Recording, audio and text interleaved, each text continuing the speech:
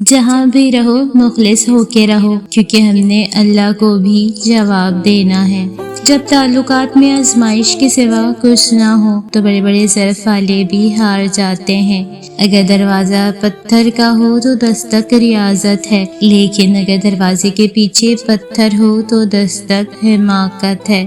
میں اب لوگوں کی نیت سے واقف ہو گئی ہوں، مجھے اب لوگوں کا اچھا ہونا بالکل بھی اچھا نہیں لگتا۔ چیزیں ٹھیک ہو جاتی ہیں، وقت بھی بدل جاتا ہے، لیکن ہم پہلے جیسے نہیں رہتے۔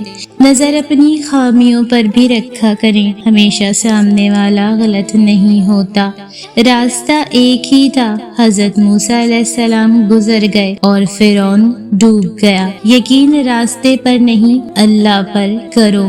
رشتے نبھانا ایک تالے سے سیکھنا چاہیے، وہ ٹوٹ جاتا ہے لیکن چابی نہیں بدلتا۔ باپ کی طرح ہم چھپانا سیکھ گئے ہم، مگر ماں جتنا صبر آج تک نہیں آیا۔ عزت اور تعریف لوگوں سے نہیں مانگی جاتی، اللہ کی ذات دیتی ہے۔ میرے لیے ایسا دروازہ کھول دے یا رب جس کے وسط مجھے حیران کر دے۔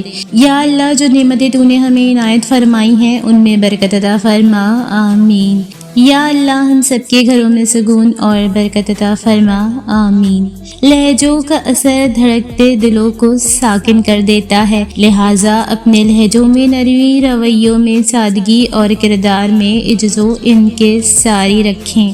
آپ کبھی ایسے شخص کو شکست نہیں دے سکتے جو خود کو نیا بنانے کا فن جانتا ہو، جو اپنی ذات میں حیرت اور محبت تلاش کرنا جانتا ہو، جو اپنی صلاحیتوں اور قسمت کو پہچانتا ہو اور جانتا ہو کہ کس طرح اپنے آپ کو سنبھالے اور ناکامیوں سے بچائے۔ آپ کبھی بھی ایسے شخص کو شکست نہیں دے سکتے جو ہر روز خود کو از سر نو تشکیل دیتا ہو۔ اچھی کتابیں اور اچھے دل ہر کسی کی سمجھ میں نہیں آتے، یہی وجہ ہے کہ اچھی کتابیں ہمیشہ گرد اور اچھے دل ہمیشہ ٹھوکروں کی زد میں رہتے ہیں۔ کبھی قرآن یہ سوچ کر پڑھا کہ اللہ نے اس میں کیا فرمایا ہے، کبھی غور کیا کس لیے پڑھتے ہیں قرآن، کسی صورت کو کاروبار کی ترقی کے لیے تو کسی کو امتحان میں کامیابی کے لیے، کبھی پیسوں کے حصول کے لیے تو کبھی جن بھوت بگانے کے لیے۔ قرآن پاک میں اس کائنات کی تسخیری فارمولے ہیں، کبھی اس لیے بھی اسے پڑھیں کہ اللہ کو جان سکیں، اس کے احکامات پر غور و فکر کر سکیں، خود کو پہچان سکیں، اس کے مطابق زندگی ڈھال سکیں اور اپنی آخرت کو سنوار سکیں۔ وہ لوگ خاموشی کو پسند کرتے ہیں جنہوں نے شور سے چوٹیں کھائی ہوں۔ اختلافات میں اتنی گنجائش ضرور رکھیں کہ کہیں اچانک ملاقات کے وقت آنکھیں ملانے میں شرمندگی محسوس نہ ہو۔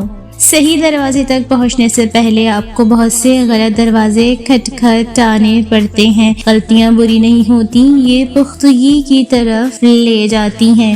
سستے میں لوٹ لیتی ہے دنیا انہیں جن کو اپنی قیمت کا اندازہ نہیں ہوتا۔ بدلتے ہوئے رویوں کی پرواہ نہ کریں، کیونکہ لوگ روزانہ مختلف احساسات کے ساتھ جاگتے ہیں۔ خوش نصیبی یہ نہیں کہ آپ کو زندگی میں سب کچھ ملے، بلکہ خوش نصیبی یہ ہے کہ آپ کسی بھی حال میں ہوں لیکن آپ کا دل مطمئن ہو اور آپ اللہ کے شکر گزار ہوں۔ کبھی کبھی اللہ ہمیں خود سے قریب کرنے کے لیے بھی کچھ بے قراریاں دے دیتے ہیں، کچھ خاص اداسیاں جنہیں اللہ سے کہہ کر ہی سکون ملتا ہے۔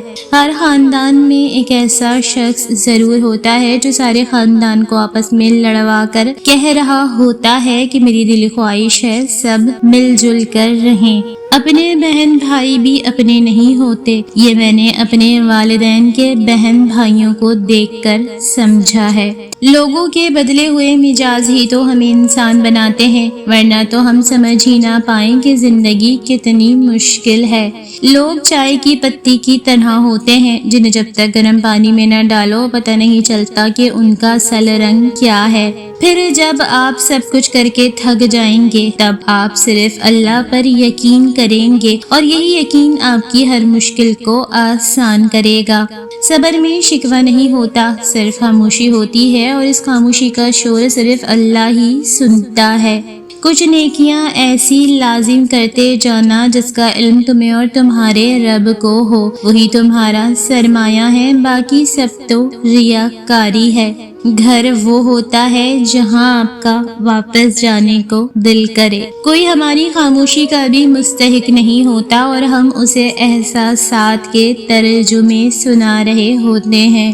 میں نے خواہ مخواہ احساس کو لوگوں میں ڈھونڈا، یہ ذات خدا کے سوا اور کہیں بھی نہیں ہے۔ ایک سیاست دان اگلے انتخابات کے بارے میں سوچتا ہے اور ایک رہنما اگلی نسل کے بارے میں سوچتا ہے۔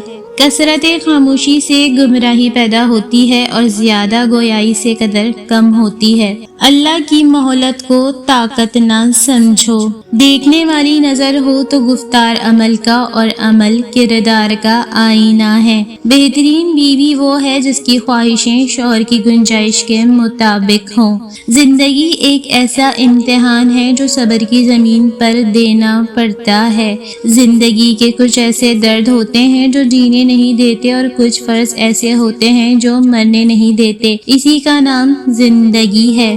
ہر رنگ میں تیرے ساتھ میں رنگ جاؤں، مگر سن، لازم ہے یہ تجھ پہ بھی کہ تو رنگ نہ بدلے۔ اپنی زندگی میں رنگ بھرنے کا اختیار کبھی کسی کو نہ دیں، ہو سکتا ہے اس کے پاس یہ رنگ کے سوا کوئی اور رنگ ہی نہ ہو۔ کچھ لوگوں کے ساتھ واسطہ پڑھنے پر یقین ہو جاتا ہے کہ جہنم ایسے ہی نہیں بنائی گئی ہے۔ رشتے اور موسم دونوں ایک جیسے ہوتے ہیں، کبھی حد سے زیادہ اچھے اور کبھی برداشت سے باہر۔ فرق بس اتنا ہے کہ موسم جسم کو تکلیف دیتا ہے اور رشتے روح کو۔ انسان فرشتے نہیں ہوا کرتے، انسان ہوتے ہیں۔ ان سے غلطیاں ہو سکتی ہیں اور انہیں معاف بھی کیا جا سکتا ہے۔ آپ کے پاس کسی بھی انسان کو ذلیل کرنے کا کوئی حق نہیں۔ سخت سے سخت الفاظ بولتے وقت ہمیں یہ یاد نہیں رہتا کہ سننے والے کو یہ الفاظ کب تک یاد رہیں گے۔ بیٹیوں کے لیے ایک الگ دنیا ہونی چاہیے جہاں صرف نرم دل لوگ ہوں، منسوب چراغوں سے طرفدار ہوا کے۔ کچھ لوگ یہاں منافق ہیں اور منافق بھی بلا کے۔ خاموشی سے جب بھر جاؤ گے چیخ لینا ورنہ مر جاؤ گے۔